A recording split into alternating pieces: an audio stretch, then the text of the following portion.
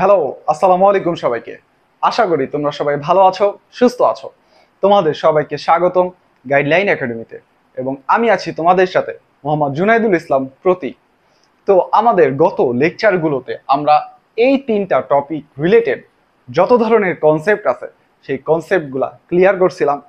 এবং আজকের ক্লাসে আমরা যেটা করব সেটা হচ্ছে এই কনসেপ্ট রিলেটেড কয়েকটা কনসেপচুয়াল ম্যাথ দেখব, যেই ম্যাথগুলোর সাহায্যে আমাদের গাইড অথবা টেস্ট পেপার অথবা স্কুলে আসা সকল ধরনের ম্যাথ করে ফেলতে পারবো। তো চলো এই কনসেপচুয়াল ম্যাথগুলো করা যাক। তো আমাদের বোর্ডের প্রথম ম্যাথটার দিকে তাকালে আমরা দেখতে পারবো যে বি যৌগের আণবিক ভর এত গ্রাম এবং যৌগটিতে এক্স এত পার্সেন্ট, ওয়াই এত পার্সেন্ট এবং জেড এত পার্সেন্ট বিদ্যমান, এবং জানতে চাইছে বি যৌগের স্থূল সংকেত ও আণবিক সংকেত একই বিশ্লেষণ করো। অর্থাৎ আমাদের এই যে শতকরা সংযুতি দেয়া আছে এবং শতকরা সংযুতিকে কাজে লাগায় আমাদের স্থূল সংকেত এবং আণবিক সংকেত বের করতে হবে এবং বের করে দেখাইতে হবে এরা একই। আচ্ছা, আসো তা ম্যাথটা সলভ করা যাক। তো ম্যাথটা সলভ করার জন্য শুরুতেই আমাদের এই এই মৌলগুলোর পরিচয় জানতে হবে। X11 অর্থাৎ কি? এক্স মৌলটার পারমাণবিক সংখ্যা 11। এটা মৌলটা কি হয় বলতো? সোডিয়াম। আচ্ছা, Y16 এটা কি হয় বলতো? সালফার। আবার আছে কি Z8 অর্থাৎ জেড মৌলটার পারমাণবিক সংখ্যা 8। তাহলে 8 পারমাণবিক সংখ্যা বিশিষ্ট মৌল কি? অক্সিজেন। বুঝতে পারছো? তো আমাদের মৌল আইডেন্টিফাই করা শেষ। তাহলে এখন আমরা লিখতে পারি এখানে এখানে বি যৌগে বিদ্যমান মৌল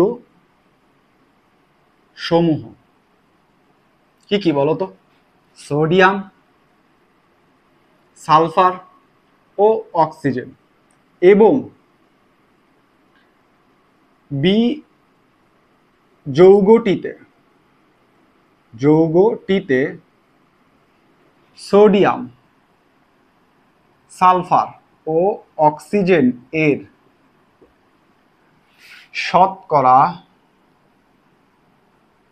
শতকরা সংযুতি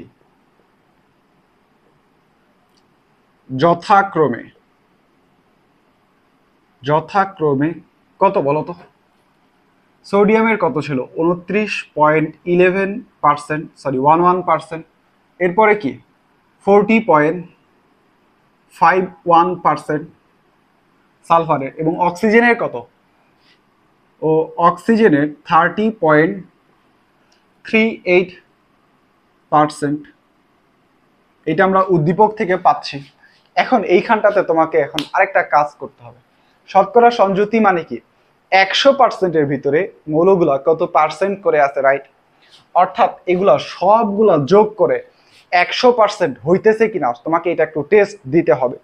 তাহলে আসো এখন টেস্ট দেই। আমরা যদি বলি যে আবার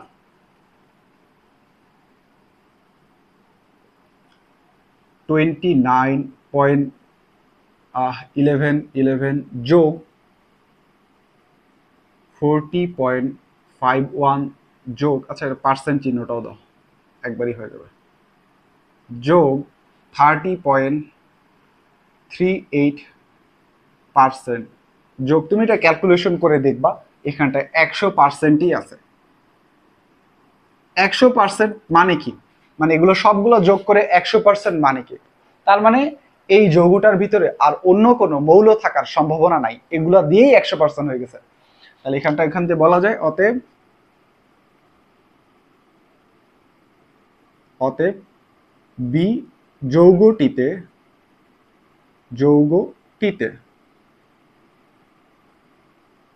অতিরিক্ত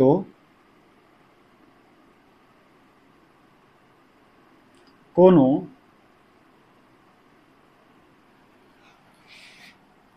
মৌল নেই। শেষ, আমাদের ম্যাথ করার প্রিপারেশন নেওয়া শেষ। এখন আমরা ধামাধাম স্থূল সংকেত বের করবো, আণবিক সংকেত বের করবো। তো আশা করি স্থূল সংকেত বের করি। জায়গার স্বল্পতার কারণে আমরা বোর্ডটাকে দুইটা ভাগে ভাগ করি। আসো এখন ম্যাথগুলা করা যাক। তো এখন আমরা স্থূল সংকেত বের করব এই শতকরা সংযুক্তিকে কাজে লাগায়।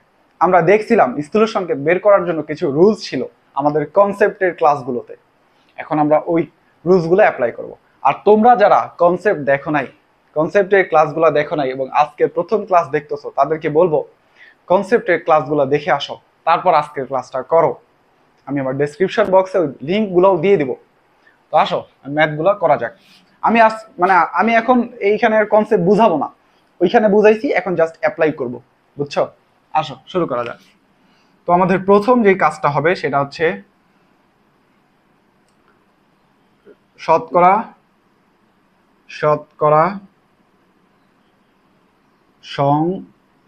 সংযুতিকে নিজ নিজ পারমাণবিক ভর দ্বারা ভাগ করি। স্থূল সংকেত নির্ণয় করার জন্য প্রথম স্টেপ ছিল এটা। তাহলে ভাগ করি, আসো। তাহলে আমাদের কি আছে? প্রথমে কি ছিল? সোডিয়াম। কত আছে সোডিয়ামের শতকরা সংযুক্তি? 29.11। এবং সোডিয়ামের ভর কত বলো তো? 23। এটাকে হিসাব করো, দেখো তো কত আসে।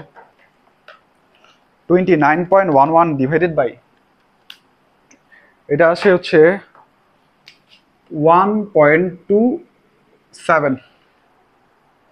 বুঝতে পারছো? আচ্ছা, এরপরে আছে কি আমাদের? সালফার। তাহলে সালফারের শতকরা সংযুক্তি কত হয়? দেয়া আছে কত? 40.51 ডিভাইডেড বাই সালফারের পারমাণবিক ভর 32। এটাকে হিসাব করো, দেখো কত আসে।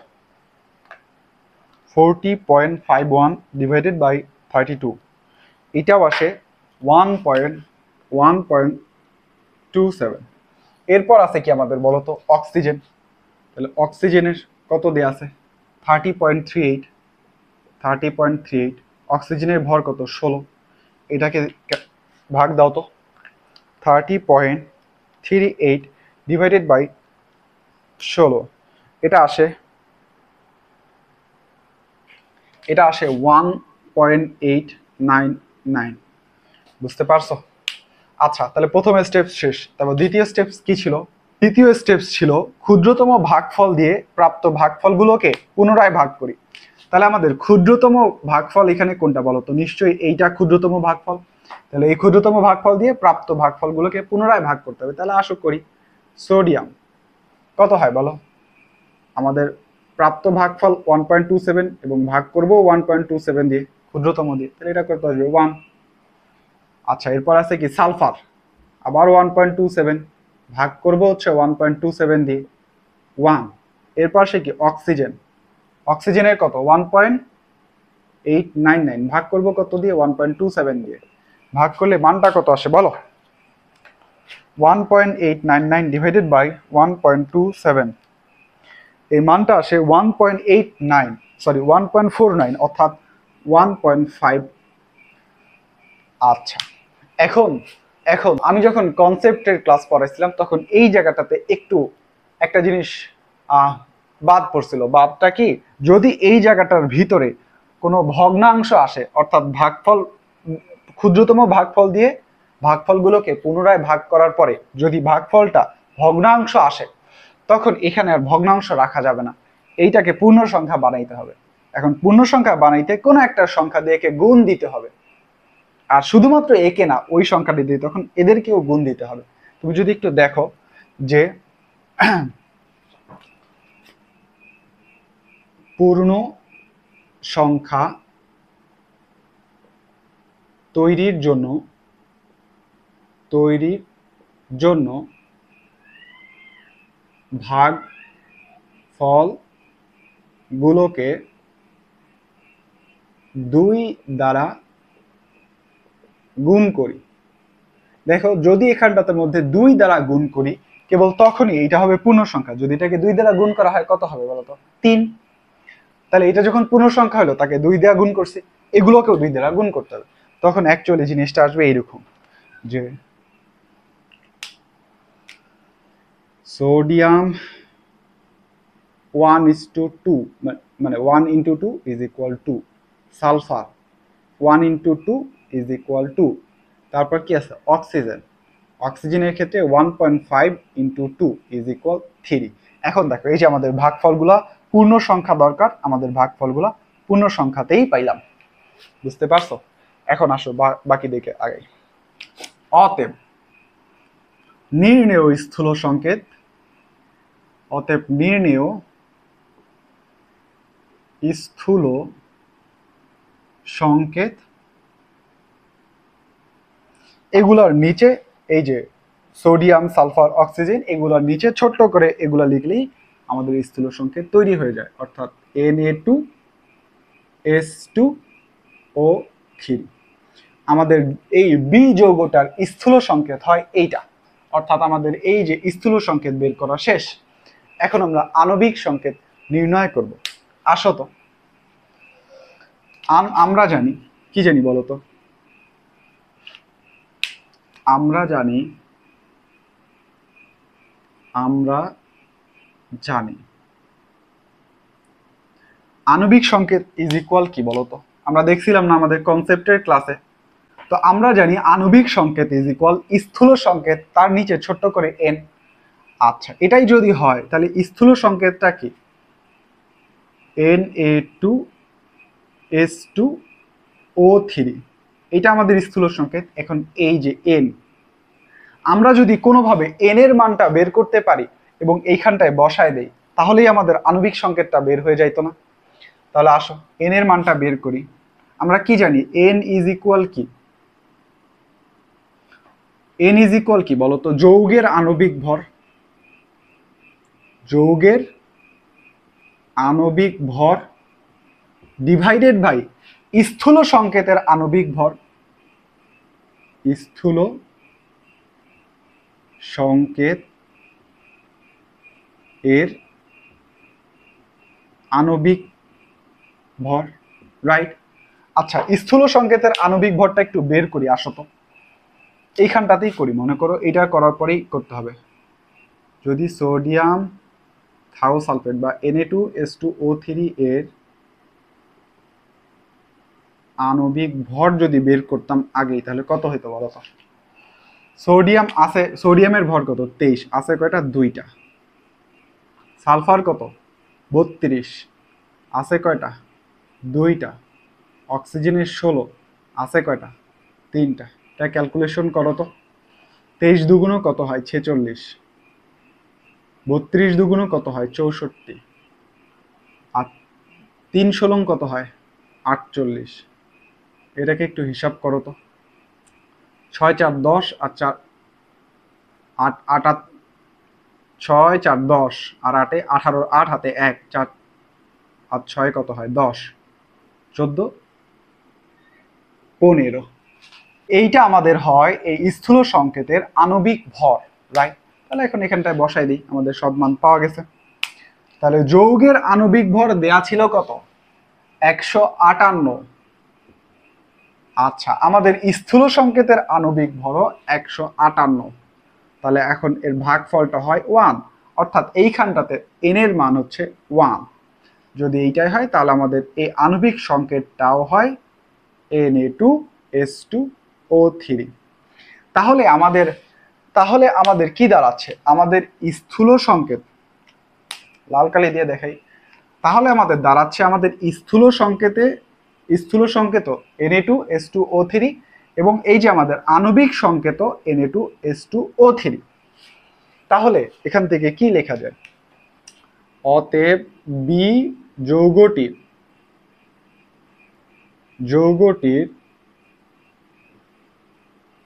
স্থূল সংকেত ও আণবিক সংকেত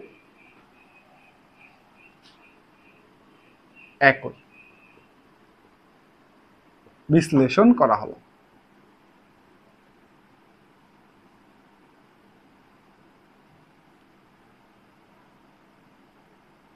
শেষ। এই ছিল তোমাদের একটা কনসেপচুয়াল ম্যাথ। তো এই ম্যাথটা খুবই ইজি ছিল, বাট জানার বিষয় ছিল এই যে এই জায়গাটাতে যদি আমাদের এই ভাগ করার পর আমাদের ক্ষুদ্রতম ভাগফল দিয়ে ভাগ করার পর যদি ভাগফলটা আসে 1.5, অর্থাৎ একটা কোনো ভগ্নাংশ আসে, তখন সেইটাকে আমাদের একটা পূর্ণ সংখ্যা বানাইতে হয়। এবং পূর্ণ সংখ্যা বানানোর জন্য এমন একটা সংখ্যা দিয়ে এদের সব মানে একে এমন একটা সংখ্যা দিয়ে গুণ করতে হবে যাতে সেটা পূর্ণ সংখ্যা হয়। এবং যেহেতু একে গুণ করা হয়েছে তাহলে এদেরকেও গুণ করতে হবে। দেখো যে 2 দিয়ে গুণ করলে এটা হয়তো কত 3, অর্থাৎ এই যে 2 দিয়ে একেও গুণ করছি এবং এই যে বাকিগুলোকেও গুণ করছি, তখন এদের প্রাপ্ত সংখ্যাটাকে দিয়ে স্থূল সংখ্যা নির্ণয় করছি এবং তারপরে আণবিক সংকেত বের করছি। এবং তখন দেখলাম দুইজনের স্থূল সংকেত এবং আণবিক সংকেত একই। তো বুঝছো, এই রিলেটেড যখন ম্যাথগুলো আসবে তখন তোমরা নিশ্চয়ই করতে পারবা, আশা রাখা যায়। তো চলো নেক্সট ম্যাথটা করা যাক। তো তোমরা যদি বোর্ডের 2 নাম্বার ম্যাথটার দিকে তাকাও, এটা রাজশাহী বোর্ড 2023-এ আসা খুবই সুন্দর একটা ম্যাথ। একটা ম্যাথের ভিতরে সবগুলা কনসেপ্ট আছে। তো যাই হোক, 2 নাম্বার বোর্ড ম্যাথটার দিকে যদি তোমরা তাকাও, তোমরা দেখবে যে 20 গ্রাম এ যৌগের 15 গ্রামকে বিশ্লেষণ করে 4 গ্রাম কার্বন, 0.3 গ্রাম হাইড্রোজেন এবং অবশিষ্ট অক্সিজেন পাওয়া গেল। এখন বলছে এ যৌগের আণবিক ভর এত হলে যৌগটির আণবিক সংকেত নির্ণয় করো। আচ্ছা ঠিক আছে, তার আগে বলো আণবিক সংকেত নির্ণয় করতে গেলে কি কি দরকার হয়। প্রথমত আমাদের ওই যে স্টেপস গুলো মনে আছে না? প্রথমত আমাদের শতকরা সংযুতি দরকার হয়, তারপর স্থূল সংকেত দরকার হয়, স্থূল সংকেতে একটা সূত্র প্রয়োগ করে তারপরও যা আণবিক সংকেত পাওয়া যায়, মনে আছে না? তাহলে এখন আমাদের প্রথমেই যেটা দরকার হবে এইখান থেকে শতকরা সংযুতিটা বের করে নেওয়া। আর শতকরা সংযুতি মানে কি? কোনো একটা যৌগের 100 গ্রামের মধ্যে কতটুকু আছে, রাইট? অর্থাৎ কোনো একটা যৌগের 100 গ্রামের মধ্যে মৌলগুলা কতটুকু কতটুকু করে আছে। আচ্ছা, যদি তাই হয় তাহলে এখন আমাদের কোশ্চেনটার দিকে একটু তাকাও তো। বলছে যে কোনো একটা পাত্রের মধ্যে 20 গ্রাম, এখানটায় মনে করো এই যে 20 গ্রাম এ যৌগ ছিল, এ যৌগটা ছিল কত 20 গ্রাম। এখন কি বলছে এ যৌগকে 15 মানে এ যৌগের 15 গ্রামকে বিশ্লেষণ করে, অর্থাৎ এ যৌগ থেকে এবার আরেকটা পাত্রের মধ্যে 15 গ্রাম নেওয়া হয়েছে। এখন এইখানেও এ যৌগ আছে বাট এটা আছে 15 গ্রাম।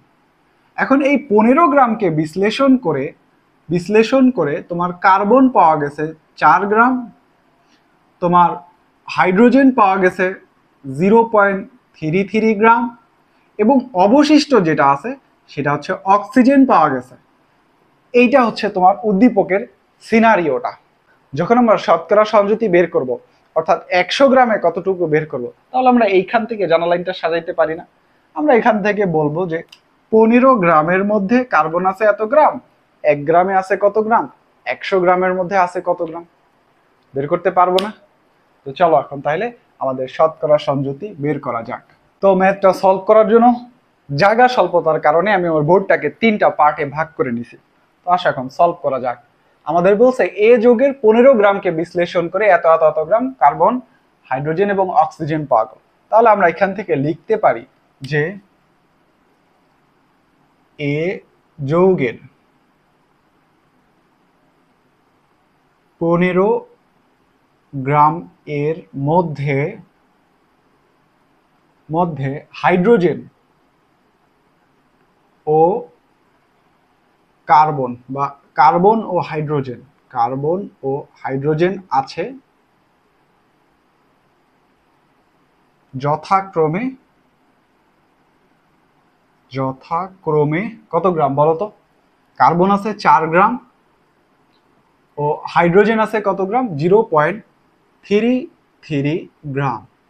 তাহলে এখান থেকে আমরা বের করতে পারবো না, অতএব অক্সিজেন আছে। তাহলে অক্সিজেন আছে, আমরা যদি 15 গ্রাম যদি আমাদের মোট হয়, এটা যদি হয় আর এটা যদি হয় কার্বন আর হাইড্রোজেনের পরিমাণ, তাহলে আমরা অক্সিজেনেরটা বের করতে পারবো না। -4 পজিটিভ 0.33, এটা আমরা করতে পারবো না, এত গ্রাম। এখন এটাকে ক্যালকুলেশন করো তো, যে 15 - 4.33, তাহলে হচ্ছে 10.67 গ্রাম। তাহলে অক্সিজেন আছে আমাদের 10.67 গ্রাম। আচ্ছা, তাহলে আমরা এখন পেয়ে গেলাম 15 গ্রামের মধ্যে কার্বন আছে এত গ্রাম, হাইড্রোজেন আছে এত গ্রাম, অক্সিজেন আছে এত গ্রাম। তাহলে এবারকে আমরা শতকরা সংযুতি বের করতে পারবো না? তাহলে এখন লিখি যে অতএব এখানে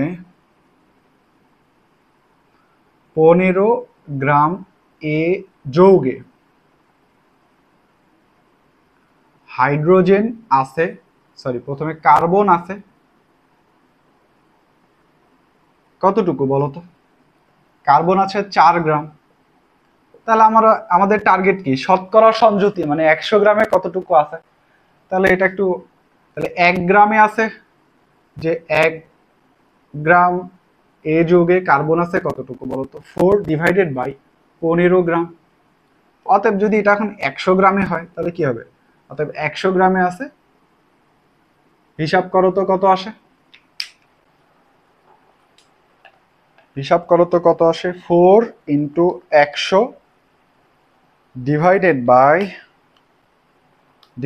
বাই 15, এটা আসে কত? 26.27 গ্রাম। 26.27 গ্রাম। তাহলে তাহলে আচ্ছা, এটা যদি এতটুকু, আবার আসো তো 15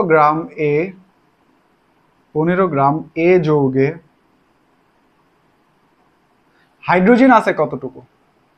হাইড্রোজেন আছে কতটুকু?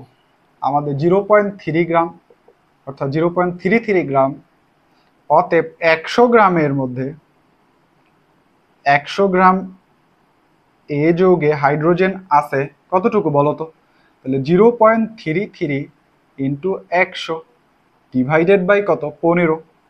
আবার ক্যালকুলেশন করো তো, ক্যালকুলেশন করলে কত আসে? 0.33 ইন্টু 100 ডিভাইডেড বাই 15, এটা আসলে 2.2 গ্রাম। আচ্ছা হোক, আবার আসো তো 15 গ্রাম এ যৌগে 15 গ্রাম এ যৌগে অক্সিজেন আছে কতটুকু?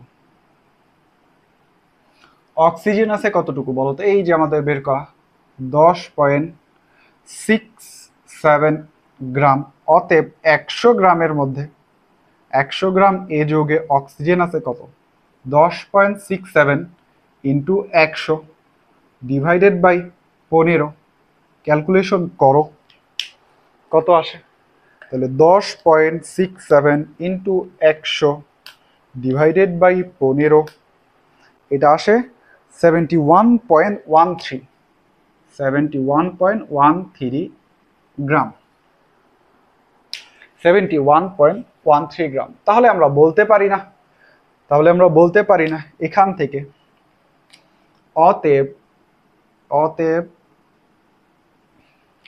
এখান থেকে আমরা বলতে পারি, প্রথমটা হচ্ছে কার্বন এর শতকরা সংযুতি কত হয় বলতো? শতকরা সংযুতি কত? 26.27%। আবার হাইড্রোজেন এর শতকরা সংযুতি 2.2%। আবার অক্সিজেন এর শতকরা সংযুতি কত হয় বলতো? 71.13%। এইটা আমরা বলতে পারি না। এখানটা একটু ভুল হয়েছিল। ভুলটা হচ্ছে, এখানটা হচ্ছে 100 গ্রামের মধ্যে কার্বন আছে 26.67 গ্রাম। এটা ক্যালকুলেশন করলে দেখতে পারবা, এই যে 26.67 গ্রাম। আচ্ছা যাই হোক, এরপরে কি লেখা যায় বলো তো? তাহলে আমাদেরকে একটু চেক দিতে হবে। এখানে 26.67 যোগ 2.2 যোগ 71.13, এগুলাকে যদি ক্যালকুলেশন করা যায়, এই পার্সেন্টেজগুলো যদি ক্যালকুলেশন করা যায়, আমরা দেখবো এখানটাতে 100%ই আসতেছে। তাহলে এইখান থেকে আমরা নিশ্চিত হইতে পারবো অতএব অতএব এখানে অতিরিক্ত অতিরিক্ত কোনো মৌল নেই। কেন নেই? কারণ এগুলো সবগুলা মিলে যোগ করেই 100% চলে আসছে। আচ্ছা, আসো এরপরে আমরা কি করব, তাহলে আমাদের শতকরা সংযুক্তি বের করা শেষ। এরপরে আমাদের বের করতে হবে শতকরা সংযুক্তিকে কাজে লাগায় স্থূল সংকেত। তা আসো এখন স্থূল সংকেত বের করি। স্থূল সংকেত বের করার জন্য আমাদের প্রথমটা কি ছিল বলতো? শতকরা এখন শতকরা সংযুতিকে নিজ নিজ পারমাণবিক ভর দ্বারা ভাগ করি। তাহলে ভাগ করলে কি হবে বলতো? তাহলে প্রথমটা ছিল কার্বন। কার্বনের শতকরা সংযুতি কত?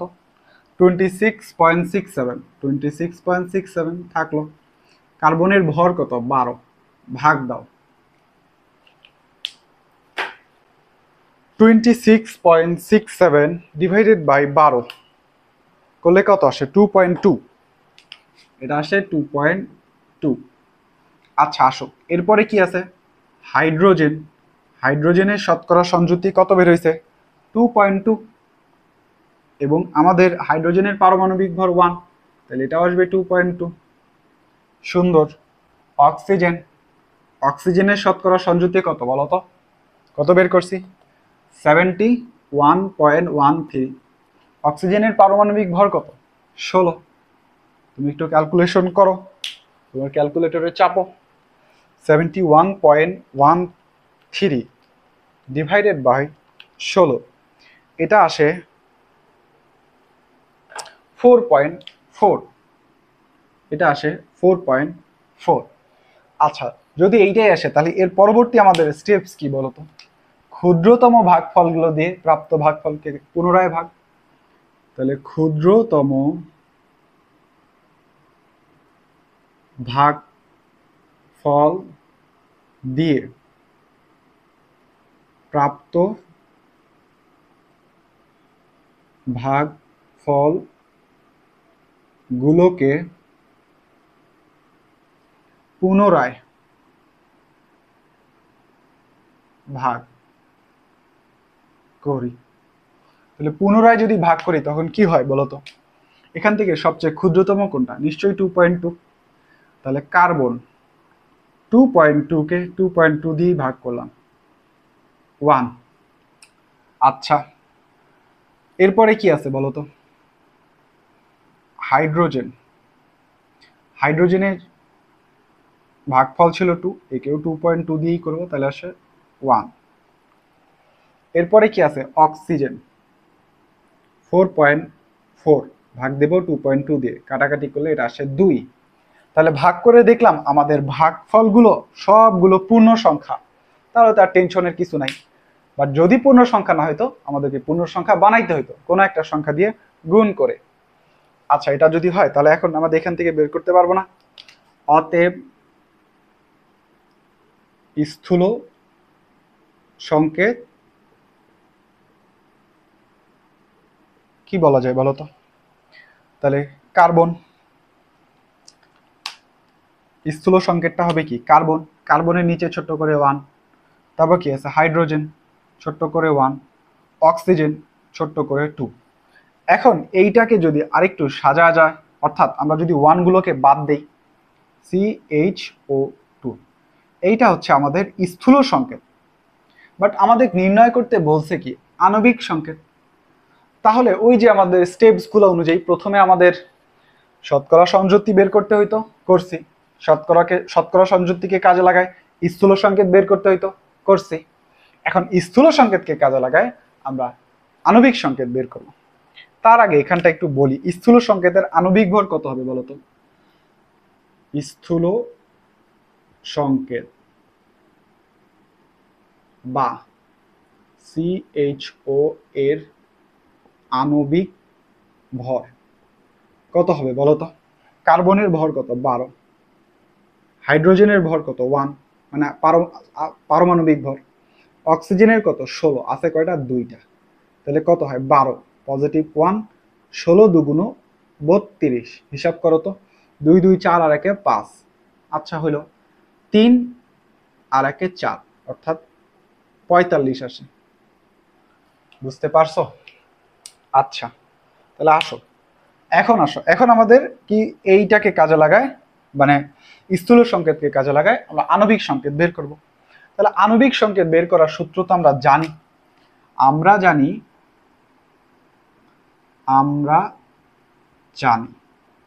কি জানি? আণবিক সংকেত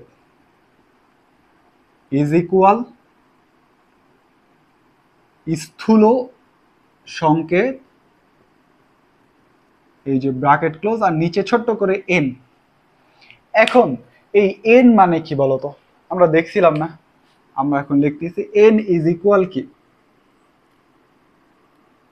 যৌগের, প্রদত্ত যৌগের আণবিক ভর ডিভাইডেড বাই কি বলতো? প্রদত্ত যৌগের আণবিক ভর ডিভাইডেড বাই স্থূল সংকেতের আণবিক ভর। স্থূল সংকেতের আণবিক ভর, রাইট? আমি কিন্তু আণবিক ভর একটু শর্টকাটে লিখছি, আ ভর। তোমরা আবার পরীক্ষার খাতায় আ ভর লিখিও না, তোমাদেরকে এটা পুরোটাই লিখতে হবে। বুঝতে পারছো? আচ্ছা, প্রদত্ত যৌগের আণবিক ভর কত বলো তো? প্রশ্নের দিকে তাকাও। এই যে এই যৌগের আণবিক ভর আছে 90, তাহলে প্রদত্ত যৌগের আণবিক ভর হচ্ছে 90। স্থূল সংকেতের আণবিক ভর কত বলো তো? 45, 45। এটাকে হিসাব করলে আসে 2, অর্থাৎ এন এর ভ্যালু কত? 2। তাহলে এখন আসো, স্থূল সংকেত কত ছিল? স্থূল সংকেত ছিল CHO2, O2, এবং এই যে এন এর মান হচ্ছে 2। এখন এইটাকে হিসাব করো তো, এই 2 মানে কি? সবগুলার সাথে গুণ অবস্থায় আছে, অর্থাৎ নিচে ছোট্ট করে গুণ। তাহলে হচ্ছে তো C2H2O4, অর্থাৎ আমাদের এই যৌগটার আণবিক সংকেত হচ্ছে ফাইনালি এইটাই হচ্ছে আমাদের এ যৌগ। আর এইটা হচ্ছে মূলত অক্সালিক অ্যাসিডের সংকেত। অক্সালিক অ্যাসিড, তোমরা যখন জৈব যৌগ তোমাদের অধ্যায়টা পড়বা কেমিস্ট্রির, তখন তোমরা এই অক্সালিক অ্যাসিড কি এগুলা জানতে পারবা। এটা মূলত হচ্ছে অক্সালিক অ্যাসিড, অক্সালিক অ্যাসিড। বুঝছো? তাহলে আমাদের এইটাই হচ্ছে আণবিক সংকেত। তাহলে আমরা লিখতে পারি অতএব নির্ণেয় আণবিক সংকেত কত হয় বলো তো? তাহলে হচ্ছে তো C2H2O4। তাহলে দেখছো আমাদের এই একটা ম্যাথ দিয়ে, একটা কোশ্চেন দিয়ে আমাদের বের করতে হয়েছে শতকরা সংযুতি, আমাদের বের করতে হয়েছে স্থূল সংকেত, এবং ফাইনালি আমাদের কাঙ্ক্ষিত অ্যান্সার আণবিক সংকেত বের করতে হয়েছে। দেখছো, ওই যে আমরা আগেই আমাদের কনসেপ্টগুলো ক্লিয়ার করছিলাম এবং ওগুলার অ্যাপ্লাই এখন হচ্ছে। এটা কিন্তু বোর্ডের কোশ্চেন ছিল, দেখো রাজশাহী বোর্ড 2023-এর কোশ্চেন, খুবই সুন্দর একটা কোশ্চেন ছিল। সবগুলা কনসেপ্ট এখানটায় ইউজ হয়েছে। তো চলো এরকম আরেকটা কনসেপচুয়াল ম্যাথ করা যাক।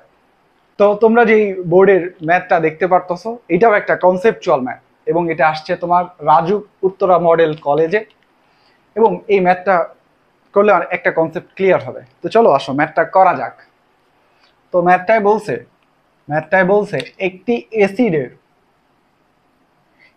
অ্যাসিডে এত পার্সেন্ট সালফার এবং এত পার্সেন্ট অক্সিজেন বিদ্যমান, এবং অ্যাসিডটার আণবিক ভর এত, এবং তোমাকে জানতে চাইছে উদ্দীপকের অ্যাসিডের স্থূল সংকেত নির্ণয় করো। অ্যাকচুয়াল যে কোশ্চেনটা ছিল সেটাতে আসলে জানতে চাইছিল আণবিক সংকেত কি, বাট আমি একটু চেঞ্জ করে বলছি স্থূল সংকেত নির্ণয় করো। তো আসো ম্যাথটা করা যাক। তো আমাদের এই কোশ্চেনটার মধ্যে দেয়া আছে কি বলতো? দেওয়া আছে কি, দেওয়া আছে এই যে সালফারের শতকরা সংযুতি, সালফার এর শতকরা সংযুতি কত পার্সেন্ট বলো তো? 35.95%। আচ্ছা, এরপরে কি দেওয়া আছে? অক্সিজেন এর শতকরা সংযুতি কত বলো তো? 62.92%, রাইট? আমাদের কোশ্চেনের মধ্যে এটা দেওয়া আছে। এবং আমরা তো জানি শতকরা সংযুতি মানে কি, আমাদের পার্সেন্ট গুলা যোগ করে 100 হইতে হবে, রাইট? আসো এবার চেক দে 35.95 যোগ 62.92, এটাকে এবার যোগ করলে আসে 98.87%। তাহলে এটা তো 100% হইতেছে না। দেখো তো, আমি যদি লিখি এখানে এখানে সালফার ও অক্সিজেন এর মোট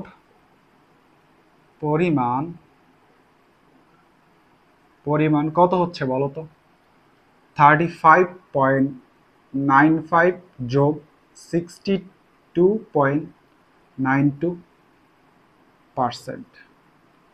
আচ্ছা, এখন এইটাকে যদি যোগ করি আমরা পাচ্ছি 98.98.87।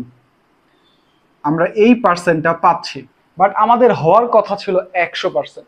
তার মানে এইখানে কোনো একটা মৌল অনুপস্থিত, যেই অনুপস্থিত মৌলটা থাকলে এটা 100% হইতো। এতক্ষণ ওই ম্যাথগুলো কিন্তু আমি এই কাজটা করতেছিলাম, তোমরা হয়তো লক্ষ্য করছো যে আমরা দেখতেছিলাম চেক করে 100% হইতেছে কিনা।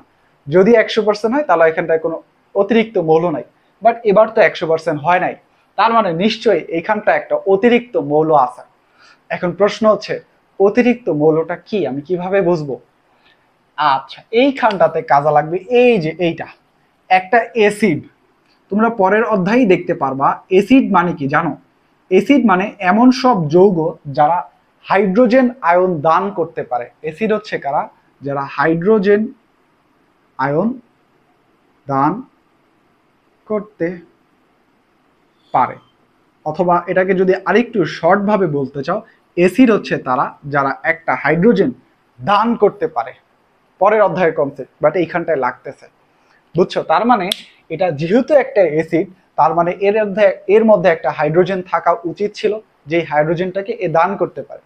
যেহেতু এইখানটার মধ্যে হাইড্রোজেন নাই, তাহলে এখানটা অনুপস্থিত হচ্ছে হাইড্রোজেন। বুঝতে পারছো? এখন আসো, যেহেতু হাইড্রো সরি এখানে সালফার এবং অক্সিজেনের মোট পরিমাণ হচ্ছে এইটা, অতএব অতএব যৌগটিতে হাইড্রোজেন অনুপস্থিত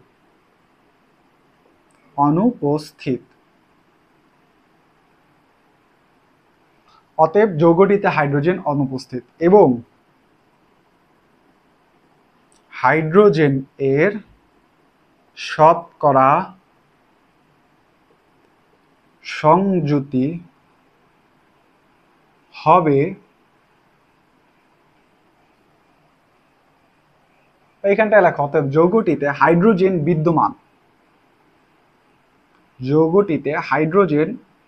বিদ্যমান এবং হাইড্রোজেনের শতকরা সংযুতি হবে কত বলতো? তুমি যদি 100 থেকে এই পার্সেন্টটা বাদ দাও, তাহলে 98.87%, এটা যদি বাদ দাও তাহলে কত হবে বলতো? হিসাব করো তো, এটা যদি বাদ দাও তাহলে কত আসে? নিশ্চয়ই আসে 1.13%। তার মানে আমাদের এই যে হাইড্রোজেনটা যে অনুপস্থিত, তার শতকরা সংযুতি হচ্ছে 1.13%। বুঝতে পারছো? তার মানে আমাদের সালফার, অক্সিজেন এবং হাইড্রোজেন সবগুলোর আমরা শতকরা সংযুতি পাই গেছি। তাহলে এখন তো আমরা ইজিলি স্থূল সংকেত বের করতে পারবো। আশা করি স্থূল সংকেত বের করি। স্থূল সংকেত বের করার জন্য আমরা প্রথমে যেটা করি সেটা হচ্ছে শতকরা সংযুতিকে নিজ নিজ পারমাণবিক ভর দ্বারা ভাগ করি। বুঝছো? এখন নিজ নিজ পারমাণবিক ভর দ্বারা ভাগ করি। তাহলে আসো, তাহলে প্রথমেই আমাদের যৌগটা ছিল সালফার। প্রথমে আমরা এবার আগে নেই যদি হাইড্রোজেন। তাহলে প্রথমেই আমাদের যৌগটা হচ্ছে হাইড্রোজেন নিলাম। কেন হাইড্রোজেন নিলাম? অ্যাসিড মূলত হাইড্রোজেন দিয়েই শুরু হয়। সালফিউরিক অ্যাসিড, এইটা একটা কি অ্যাসিড না? তাহলে শুরু হয়েছে কি H2SO4, অর্থাৎ আমি যদি সালফিউরিক অ্যাসিডের সংকেত লিখি H2SO4। আবার আমি যদি বলি হাইড্রোক্লোরিক অ্যাসিড অর্থাৎ HCl, তাহলে শুরু হইতেছে কি দেখছো H দিয়ে শুরু হয় অ্যাসিডগুলো সাধারণত, তাই ওই জন্য আগে হাইড্রোজেন নিলাম। হাইড্রোজেনের শতকরা সংযুতি কত বলতো? 1.13। ভর কত এটা? তাহলে এটাকে ভাগ করলে আসবে 1.13। এরপরে সালফার যদি নেই, সালফারের শতকরা সংযুতি কত? 35.95। সালফারের ভর কত বলতো? 32 মানে 32। এখন এটাকে হিসাব করো তো 35.95 ডিভাইডেড বাই 32 কত আসে? 1.12। 1.12, হ্যাঁ 1.12। আচ্ছা, এরপরে আসো অক্সিজেনেরটা যদি তুমি হিসাব করো কত আসে বলো তো? অক্সিজেন কত? 62.92 ডিভাইডেড বাই 16। অক্সিজেনের পারমাণবিক ভর 16, আমরা সবাই জানি। 62.92 ডিভাইডেড বাই 16, এটা করলে আসে 3.92। এটা করলে আসে 3.92। ঠিক আছে, সমস্যা নাই। এখন আসো এর পরের কাজটা কি হয় আমাদের? ক্ষুদ্রতম ভাগফল দিয়ে প্রাপ্ত ভাগফলগুলোকে পুনরায় ভাগ করি। এটা করলে কি হবে বলো তো? এখান থেকে সবচেয়ে ছোট কোনটা? নিশ্চয়ই এইটা। তাহলে এটা দিয়ে, হ্যাঁ 1.12 সবচেয়ে ছোট, তাহলে হাইড্রোজেন 1.13 কে তুমি ভাগ দিবা 1.12 দিয়ে। হিসাব করো কত হয়? 1.13 ডিভাইডেড বাই 1.12, এটার মান হচ্ছে 0.008। 0.0008, অর্থাৎ এটার মান হবে 1। আচ্ছা, তুমি সালফারেরটা দেখো 1.12, তুমি ভাগ দিবা 1.12 দিয়ে, এটাও আসে 1, সমস্যা নাই। অক্সিজেন 3.92, এইটাকে তুমি ভাগ দিবা 1.12 দিয়ে, দেখো তো এটা কত আসে? 3.92 ডিভাইডেড বাই 1.12, 3.5। এটার মান আসে 3.5। তাহলে এইটার মান যখন আসে 3.5, তার মানে কি এইটা একটা ভগ্নাংশ।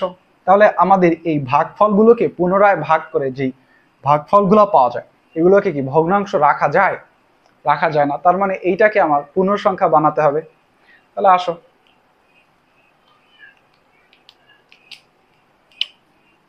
পূর্ণ সংখ্যা